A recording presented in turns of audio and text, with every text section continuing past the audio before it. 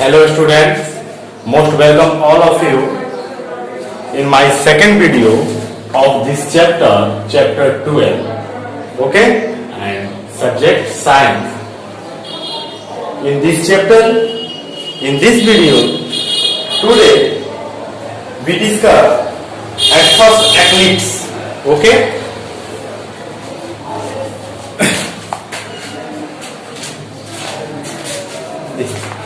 You notice that when the source of light or the ray of light fall of any opaque object समझते हो? Opaque object and object which not passing the light or traveling the light through them, यानी वो ऐसा object जो कि अपने से होके किसी भी लाइट को पास नहीं करने देता हो, आगे नहीं बढ़ने देता हो, उसे हम कहते हैं opaque object.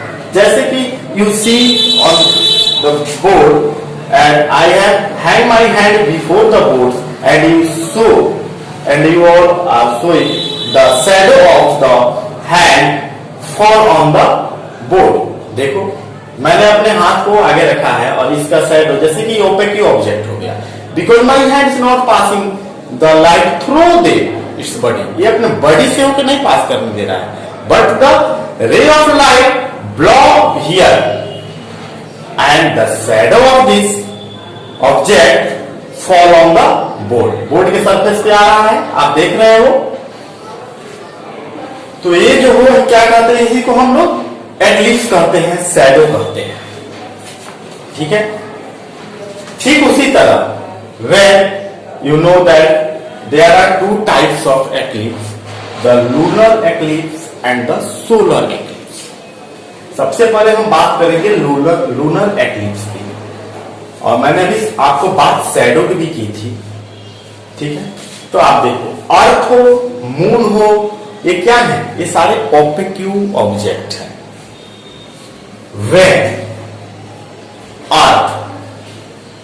when earth comes between the sun and the moon, जब अर्थ सन और मून के बीच में आता है, okay, the ray of sun fall on the surface of earth and the earth and this make a shadow and earth make a shadow and this shadow fall on the moon. और ये shadow कहां पड़ता है, moon पे पड़ता है. Due to this the moon hide in this shadow, और moon जो है इस शैडो में क्या होता है, हाइड कर जाता है, छिप जाता है. तो इसे हम क्या कहते हैं, लूनर एक्लिप्स कहते हैं. ठीक है. इसको हम लोग, ये मैंने समझाने के लिए ऐसा कहा. अब देखिए क्या होता है. Lunar eclipse occur when the earth is between the sun and the moon. जब अर्थ सन और मून के बीच में आ जाता है, the shadow of the earth का शैडो, ठीक है ना, hide the moon from our view, moon को हमारी नजर से क्या करता है, छिपा देता है, शैडो में छिप जाता है. ठीक है ना. इसी कारण से क्या होता है, लूनर एक्लिप्स लगता है. तो आप लूनर एक्लिप्स को कर सकते हैं when earth comes between the sun and the moon, the shadow of sun hide the moon, okay, and moon can not view in my vision is called the lunar eclipse. Okay. देखिए अब ये eclipse जो है, there are lunar eclipse दो प्रकार के होते हैं. एक टोटल लूनर एक्लिप्स, एक होता है पार्शियल. ठीक है. In a total lunar eclipse, okay, the whole parts of moon hide hidden by the shadow of the earth. इसमें मून का टोटल भाग, पूरा शेप जो है अर्थ के शैडो द्वारा छिपा लिया जाता है. ठीक है. And the partial eclipse take place when moon is partially obscured by the earth shadow. और आप फिगर में देखोगे अपने बुक में पेज नंबर 110 में कि टोटल लूनर एक्लिप्स और पार्शियल लूनर एक्लिप्स में आप देखो कि टोटल में पूरा शैडो जो है मून को कवर किए हुए है, और पार्शियल में कुछ पार्ट्स जो हैं मून पे दिखाई देते हैं. ठीक है ना. तो इसे हम पार्शियल बोलते हैं। Lunar eclipse always occur in full moon night. Lunar eclipse जो है हमेशा फुल मून नाइट में ही होता है, ठीक है।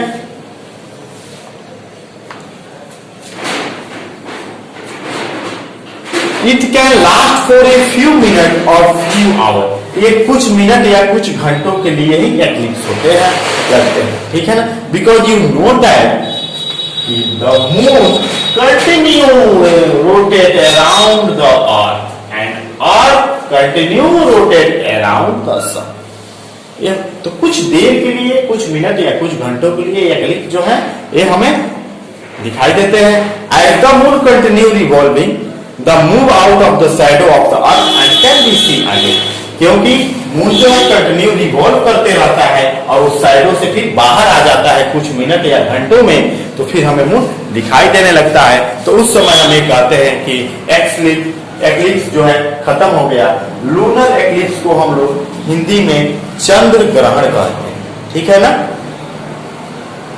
दूसरा हम बात अभी करेंगे सोलर एक्लिप्स की।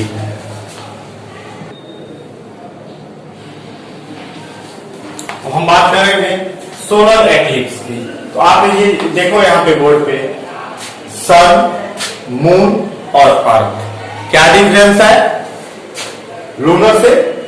लूनर एक्लिप्स में अर्थ जो है सन और मून के बीच में आता था, लेकिन ठीक इसी के अपोजिट सोलर एक्लिप्स में मून जो होता है वो सन और जब when moon comes between sun and earth and the lights of sun blocked by moon. When moon comes between sun and earth, the ray of sun completely blocked by moon and the shadow of the moon fall on the earth. Now we say the total solar eclipse. जब सन के द्वारा इसके पूरे light को cover कर दिया जाता है तो क्या कहते हैं हम उस समय को, total solar eclipse. Okay, and when some ray of sun blocked by moon, some ray of sun blocked by moon and the shadow fall on the earth is called partial solar eclipse, ठीक है। ये कब होता है फिर देख लो, चलो अब बुक में देखो। Solar eclipse occur when moon comes in between the earth and the sun. जब अर्थ और सन के बीच में मून आता है तो क्या कहा जाता है, उसे सोलर एक्लिप्स कहा जाता है। The moon block the sunlight and it's shadow fall on the earth. वो सनलाइट को ब्लॉक कर देता है और किसका, मून का शैडो जो है अर्थ पे पड़ता है, ठीक है ना। तो इसे हम लोग सोलर एक्लिप्स कहते हैं। तो उसे हम कह सकते हैं कि when sun comes between the earth and sun and the shadow of the moon fall on the surface of earth is called solar eclipse. Okay, the solar eclipse always occur in new moon day. Solar eclipse जब भी होगा तो कब होगा, तो new moon day के दिन होता है, ठीक है ना। और it can be also the total solar eclipse and partial solar eclipse. It is depend on the how much the sun is visible. Sun कितना दिखाई देता है उस पर यह डिपेंड करता है। कभी कभी ऐसा होता है कि इसको हम हिंदी में सोलर एक्लिप्स को सूर्य ग्रहण कहते हैं। कभी कभी ऐसा होता है कि मून जो होता है सन के पूरे लाइट को कवर कर लेता है और दिन में भी अंधेर यानी कि डे टाइम में भी अंधेरे की तरह महसूस होता है, दिखाई देता है कुछ मिनट या घंटों के लिए, ठीक है ना। कुछ मिनट या घंटों के लिए दिखाई देता है। हम जानते हैं कि ये क्या है, कंटिन्यू रिवॉल्व मून करते रहता है। जब फिर ये उसके लाइन से आगे बढ़ जाएगा तो फिर सनलाइट अर्थ पे आने लगता है और शैडो उस समय खत्म होने लगता है। तो सोलर एक्लिप्स भी कुछ मिनट या घंटों के लिए ही होते हैं, ठीक है।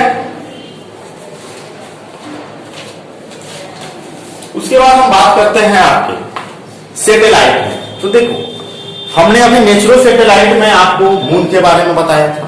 आज हम आपसे बात करेंगे नेचुरल सैटेलाइट, आर्टिफिशियल सैटेलाइट या मैनमेड सैटेलाइट। तो artificial satellite is a object which can send by man.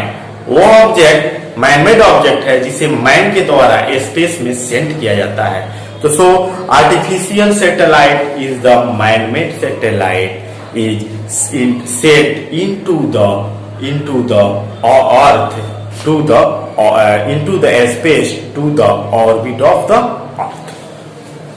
उसको हम लोग अर्थ में सेंड करते हैं स्पेस में। क्यों? क्योंकि वो अर्थ के चारों तरफ क्या करता है, राउंड करता है। The first satellite was Sputnik. जो सबसे पहले सैटेलाइट मैनमेड सैटेलाइट जो है वो यहां से सेंड किया गया था स्पेस में, उसका नाम था स्पुतनिक। ठीक है, स्पुतनिक सैटेलाइट था और उसे यूएसएसआर कंट्री मतलब यूनियन स्टेट्स ऑफ सोवियत रूस, ठीक है ना, द्वारा अक्टूबर 4, 1957 को उसको सेंड किया गया था स्पेस में।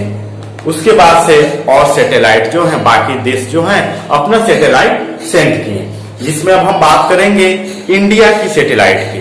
तो India too has launch many artificial satellite. India ने भी बहुत से सैटेलाइट जो हैं वो लॉन्च किए हैं, जिसमें सबसे पहले उसने Aryabhata was the first satellite launch by India in 1975। India द्वारा सबसे पहले 1975 में एक सैटेलाइट लॉन्च किया गया था स्पेस में, जिसका नाम था आर्यभट्ट। ठीक है ना। It was name after the famous Indian astronomer who live around 1500 years ago.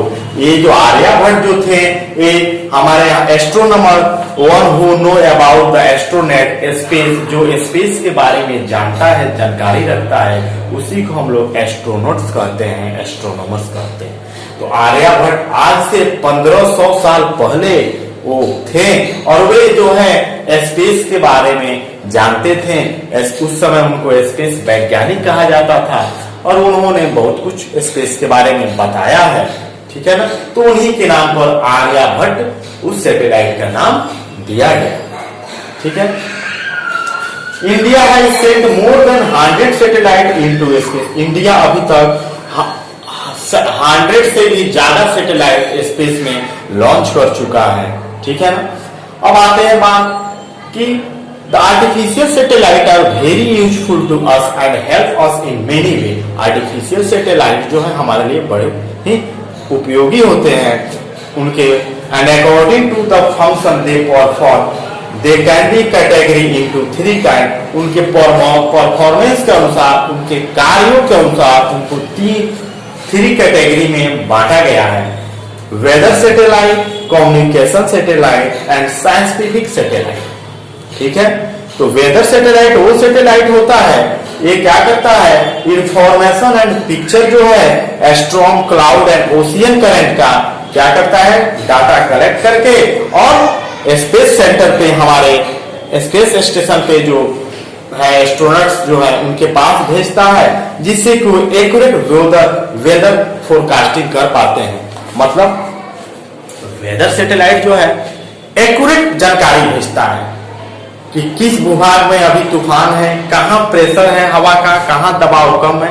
इससे क्या होता है कि एक्यूरेट बात बताने में सटीक जानकारी मिलती है, जिससे कि जो वेदर फोरकास्टिंग होती है उससे सटीक जानकारी मिलती है और वेदर फोरकास्टिंग करते हैं, जिससे कि हम सभी सचेत हो जाते हैं। मान लो कि बहुत अत्यधिक बारिश होने वाली है तो इसकी भी सूचना आ जाती है कि आज या कल इतना बजे से तेज बारिश होने वाली है। तो लोग क्या करेंगे, अपना जो भी काम है अपना कर लेंगे।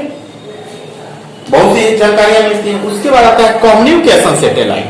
It is used to transmit telephone conversion and TV program across the earth. They also help in navigation of ship and aircraft. देखिए, कम्युनिकेशन सैटेलाइट से हमें जो भी टीवी प्रोग्राम देखते हैं उसमें कम्युनिकेशन सैटेलाइट हमारी मदद करता है, या टेलीफोन मोबाइल से बात करते हैं, या जो एयरक्राफ्ट फ्लाइंग कर रहे हैं या जो तुम्हारे शिप हैं उनकी भी बारे में जानकारियां हमें मिल जाती हैं। अगर तूफान आने वाला है समुद्र में और शिप गया है तो उसे उसको सतर्क कर दिया जाता है, उसे सूचना दे दी जाती है। तो ये सब जानकारियां हमें मिलती हैं। सेकंड थर्ड आता है scientific satellite. It is collect the information about our space. Astronomers study this data to learn more about heavenly body in space. इससे हमें स्पेस के बारे में, स्टार्स, प्लैनेट, आज देखते हो कि बात होती है कि हाँ चांद पे पानी नहीं है तो जीवन नहीं है, कभी मार्स पे सैटेलाइट भेजे जाते हैं। ये सब हेल्प करते हैं वहां के सेलेस्टियल बॉडी को बारे में जानकारी लेने के लिए। वहां का टेम्परेचर क्या है, वहां एटमॉस्फेयर है या नहीं, कौन सा गैस ज्यादा है, लाइफ कहाँ पॉसिबल है, तो ये सब जानकारियां हमें सैटेलाइट द्वारा मिलती है। तो इस प्रकार आपका चैप्टर 12 जो है ये कंप्लीट हो गया।